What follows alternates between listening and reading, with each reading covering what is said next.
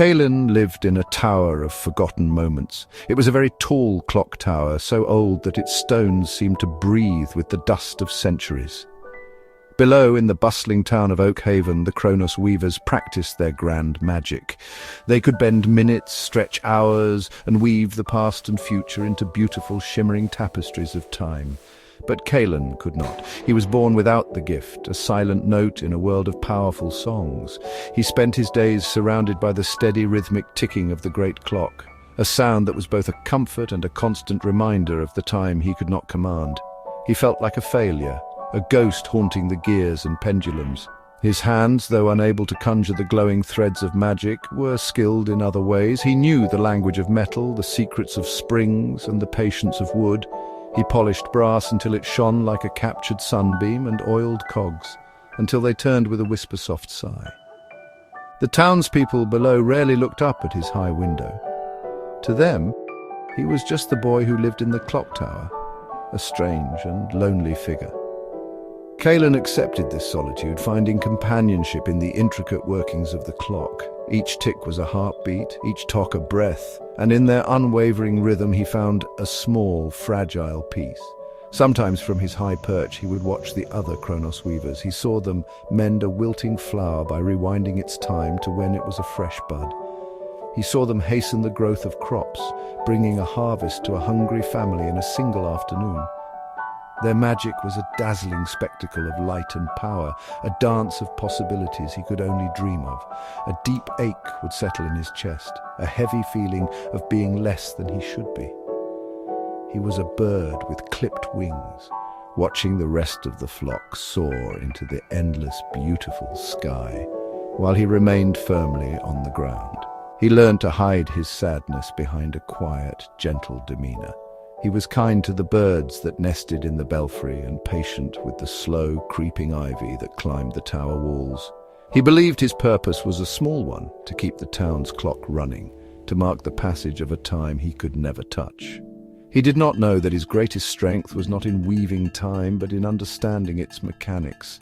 He did not know that his quiet patience and his skilled hands were a different kind of magic, one that the world would soon need more than any other. His life was a steady, predictable rhythm, just like the clock he tended.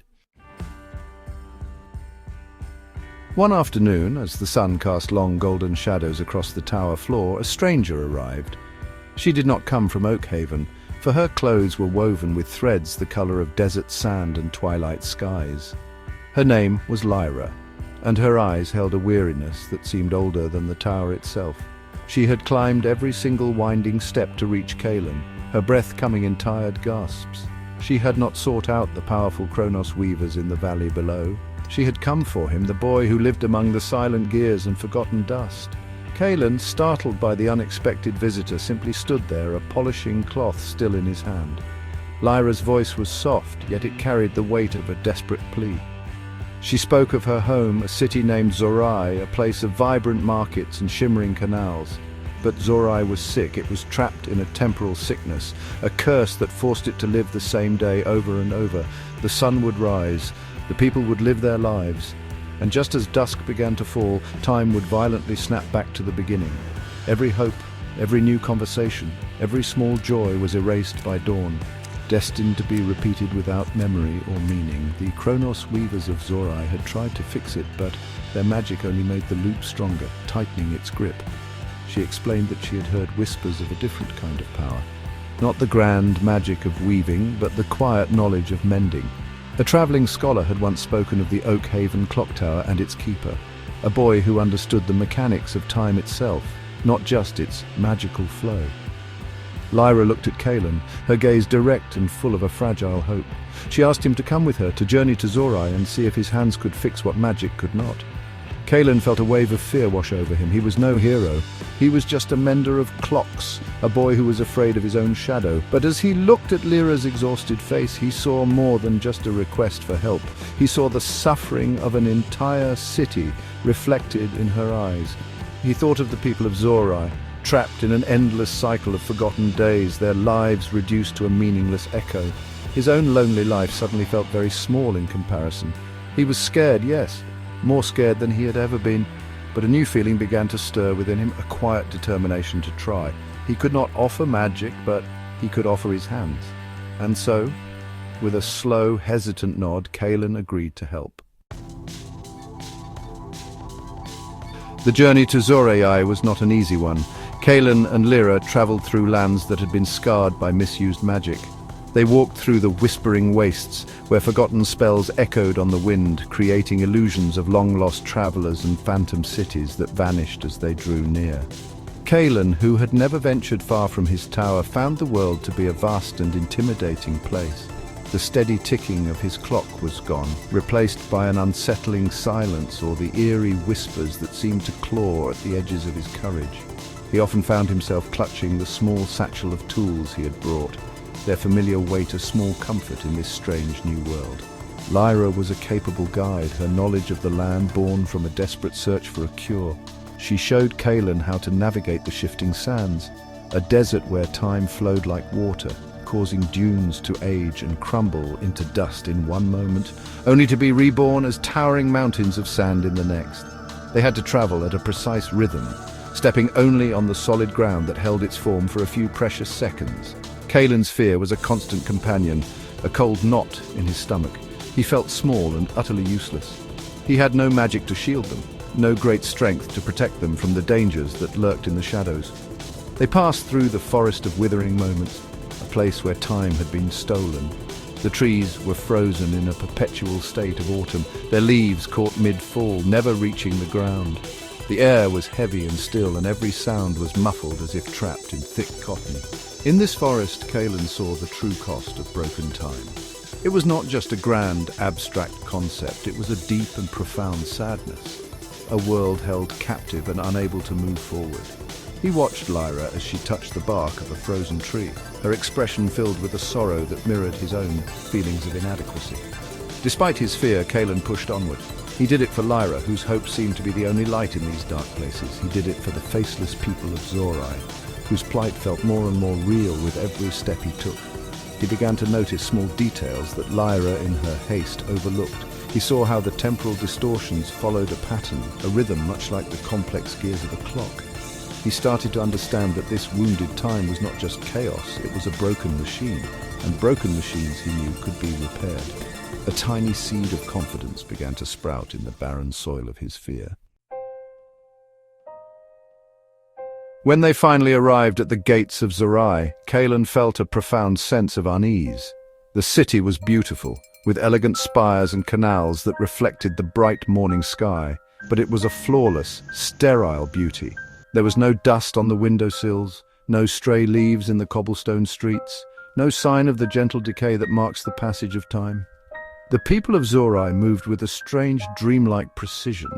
A baker pulled a loaf of bread from an oven at the exact same moment a child laughed while chasing a ball, and a guard turned his head to watch them pass. It was a perfectly choreographed dance, but it was a dance without a soul. Lyra led Kaelen through the city, her expression growing more pained with each familiar scene. She pointed to a woman arranging flowers in a market stall.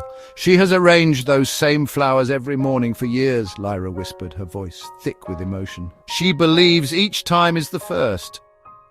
Kaelen watched as a couple had the same argument on a bridge, their angry words echoing conversations that had happened thousands of times before, yet were always new to them.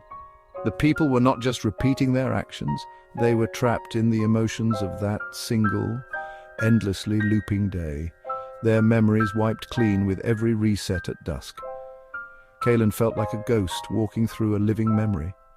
The citizens of Zorai could not see him or Lyra as part of their world, because they were anomalies, beings who did not belong to the repeating script of the day.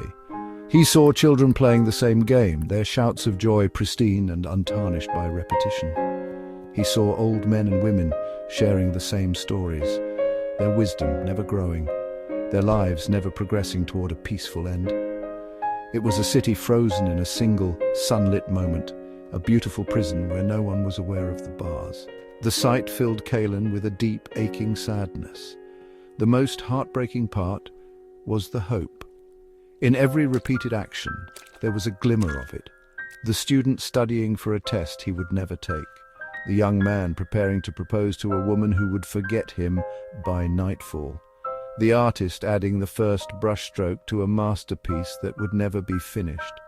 All of this potential, all of this life was being stolen from them moment by moment, day after day.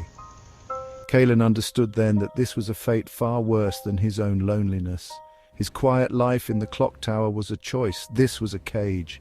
He had to help them. He had to find a way to set them free. Lyra took Kaelen to the heart of the city, to the chamber of the Chronos Weavers. It was a grand hall, filled with inert magical artifacts and looms that once wove the threads of time. The air was thick with the residue of failed spells, a cloying, stagnant energy that made Kaelen's head ache. The city's greatest weavers were there, sitting in silent despair. They were not trapped in the loop like the others, but they were prisoners of their own failure. They had thrown all their power at the problem, trying to force time forward, but their magic had only strengthened the walls of the temporal prison, like weavers pulling a knot ever tighter. They looked at Kaelen with a mixture of disdain and desperation. He was a boy with no magic, a simple mechanic. What could he possibly do that they, with all their power, could not? One of the elders, a man named Valerius, scoffed openly. "You bring us a clock mender? Lyra, your hope is misplaced. This is a matter of immense magical power, not of gears and springs." Kaelen felt his old insecurities rise within him, a familiar wave of shame and inadequacy. He was an imposter here, a boy playing at being a hero in a world of true giants. He had no spells, no ancient words of power to offer, but as the weavers described their failed attempts, Kaelen listened not to the words of magic, but to the rhythm of their failures. They spoke of feedback loops, temporal friction, and harmonic dissonance. To them, these were magical concepts. To Kaelen, they sounded like the descriptions of a machine operating under immense strain. He ignored their skeptical glances and began to inspect the chamber, his eyes tracing the lines of energy that faintly pulsed through the floor and walls. He was not looking for a magical source. He was looking for a mechanism, the engine that drove the endless day. He placed his hand on the central dais, a large, ornate platform where the weavers had focused their power. He closed his eyes and concentrated not on magic, but on the vibrations beneath his palm. He felt it then, a faint, rhythmic shudder. It was out of sync, a discordant beat in the heart of the city. It was the telltale sign of a broken gear, a slipping axle, a machine struggling to turn. Looking up at the despairing weavers, he spoke with a quiet confidence that surprised even himself. "Your magic isn't the problem," he said softly. "It is the fuel, but the engine it powers is broken." Guided by the subtle vibrations, Kaelen discovered a hidden staircase beneath the central dais. It led down into the city's foundations, into a darkness that felt ancient and deep. Lyra followed close behind, a single lamp casting flickering shadows on the damp stone walls. The air grew cooler, and the rhythmic shuddering grew stronger, becoming a tangible, grinding pulse that they could feel in their bones. The Chronos Weavers had never ventured here. Their focus had always been on the ethereal magical plane, not the physical world beneath their feet. They had forgotten that their city, like any other creation, had a heart of stone and metal. At the bottom of the stairs, they found a vast circular chamber. In its center stood a machine of breathtaking complexity. It was an enormous sandglass, easily 3 stories tall, crafted from crystal and shimmering brass. But instead of sand, it was filled with a fine, glowing dust that swirled with the light of 1,000 captured stars. This was the Chronos Sandglass, the central regulator of time in Zorai. It was meant to turn in one smooth, continuous motion, releasing the stardust to mark the steady, graceful flow of moments. But it was not moving smoothly. It was stuck. The great sandglass would turn a fraction, release a small puff of temporal dust, and then, with a terrible grinding lurch, it would shudder and snap back to its starting position. This was the source of the repeating day. The machine that was supposed to ensure time's passage was broken, forcing it into a violent, unending loop.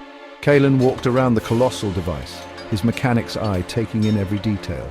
He saw a massive central gear that was cracked, its teeth worn and broken. He saw smaller cogs that had been knocked out of alignment by the force of the weavers' failed spells. Their raw magic had overwhelmed the delicate mechanism. Lyra watched him, her breath held in suspense. She had lived her whole life in Zorai, yet she had never known this place existed. She had always believed time was a river of magic, something to be guided and woven. But here before her was the proof that it was also a machine, a delicate and intricate construction that required care and maintenance. Kaelen felt no fear now, only a profound sense of purpose. He was not in a chamber of terrifying magic anymore. He was in his element. He was in a workshop, and before him was the most important repair of his life. Kaelen opened his satchel of tools, the familiar metallic clink a reassuring sound in the echoing chamber. He began his work, his movements precise and confident. He explained to Lyra that the main gear was too damaged to be simply forced back into place. Pushing it would only cause it to shatter completely, and the flow of time in Zorai would cease altogether, freezing the city into a permanent, silent statue. He needed to gently realign the smaller cogs first, easing the pressure on the central mechanism before he could even attempt the main repair. It was a delicate operation, requiring patience and a gentle hand. As he worked, Lyra told him about a legend, a story the Chronos Weavers dismissed as a children's tale. The legend spoke of a special tool, the loom key, created by the city's first architect. It was said that the key was not magical, but was designed to fit the heart of the city and unwind any snarls in the threads of time. The Weavers had searched for a magical key, an artifact of great power, and had found nothing. Lyra now realized they had been looking for the wrong thing.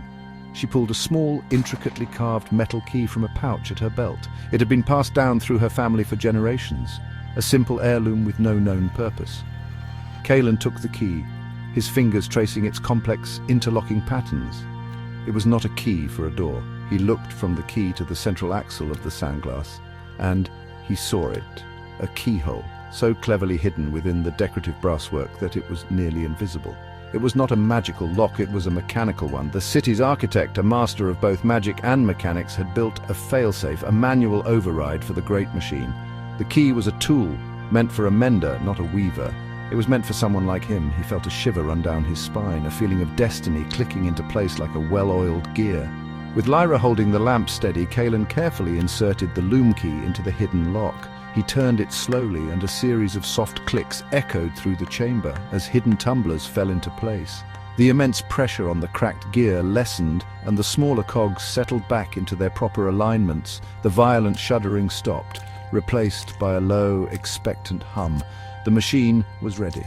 Now came the final, most difficult part, mending the broken gear and giving the sandglass the gentle push it needed to complete its first full rotation and break the loop. The fate of Zorai rested on his next move. With the sandglass realigned, Kaelen faced the final challenge. The main gear was still cracked. Using his finest tools, he carefully braced the fracture, cleaning the edges and applying a strong, quick-setting metallic compound from his kit. It was not a permanent fix, but it would hold long enough. Now he had to restart the machine's motion. He couldn't use magic, and pushing the colossal device by hand was impossible. He looked at the intricate system of counterweights and levers, his mind working quickly. He saw a way, a solution that used the machine's own weight to restart its cycle. It required perfect timing and a steady hand. He instructed Lyra to release a specific counterweight at his signal. He then positioned his largest pry bar at a precise point on the gear, not to force it, but to guide it. "Now!" he called out. Lyra released the rope and the heavy counterweight dropped. For a heart-stopping moment, nothing happened. Then, with a deep, resonant groan, the great sandglass began to turn. The cracked gear held. The stardust began to pour from the top chamber to the bottom in a slow, steady, shimmering stream. The grinding lurch was gone, replaced by a smooth, almost silent rotation. Time in Zorai was flowing forward again. They raced back up the stairs and into the Chronos Weavers' chamber. The stagnant air was gone, replaced by a fresh, gentle breeze that seemed to flow from the open windows. The despairing weavers were on their feet, their faces filled with disbelief and awe as they felt the smooth, uninterrupted current of time. Outside, something incredible was happening. The sun, which had been frozen in its mid-morning position, was beginning to move across the sky. The shadows were lengthening. The day was finally progressing. Kaelen and Lyra ran out into the city streets, joining the growing crowd of bewildered citizens. As dusk began to fall, a collective gasp swept through the city. Instead of the violent reset, the sky simply darkened, blushing with the beautiful colors of a true sunset. The people of Zorai, for the first time in years, were seeing the stars come out. A child pointed at the moon, his eyes wide with a wonder he had never been allowed to keep. The couple on the bridge, their argument forgotten, held hands and watched the sky. The baker packed away his unsold bread, looking forward to baking anew tomorrow. A quiet, profound joy settled over the city, as gentle and as welcome as the coming night. In the days that followed, Zorai came alive with a new and precious energy. Every moment was cherished. The first true sunrise was met with tears and celebration. The taste of breakfast was a miracle. The sound of a clock tower chiming the noon hour was the most beautiful music imaginable. Kaelen stayed for a while, working with the city's engineers to create a permanent repair for the Chronos Sandglass. The Chronos Weavers, humbled and grateful, now treated him with the deepest respect. They saw that their powerful magic was useless without the quiet, steady foundation that his skills provided. Kaelen never grew comfortable with their praise. He was not a hero who had slain a monster or a wizard who had cast a mighty spell. He had simply fixed what was broken. He had looked at a problem, understood its mechanics, and patiently mended it. He watched the people of Zorai rediscover the simple joys of a life that moved forward, of plans made for tomorrow, of memories kept from yesterday. He saw the artist finish her painting, the student finally take his test, and the young man receive a joyful yes to his proposal. He had not given them magic, he had given them their lives back. When it was time for him to leave, the entire city came to thank him. They did not offer him riches or titles of power. Instead, they gave him simple, heartfelt gifts: a loaf of freshly baked bread, a small painting of their first sunset, a compass crafted by a grateful jeweler to always guide him home. Lyra walked with him to the city gates, her eyes shining with gratitude. "You did more than fix a machine, Kaelen," she said.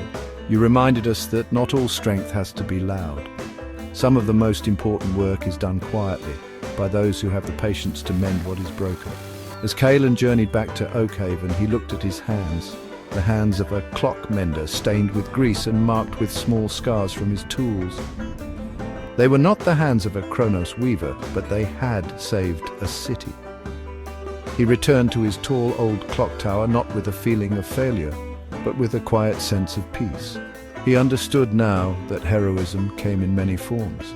It was not always about weaving the grand tapestry of time. Sometimes true heroism was simply about finding the one broken gear and, with patience and kindness, setting things right again. The steady ticking of his clock sounded different now, not like a reminder of his limitations, but like a celebration of his own unique and vital purpose.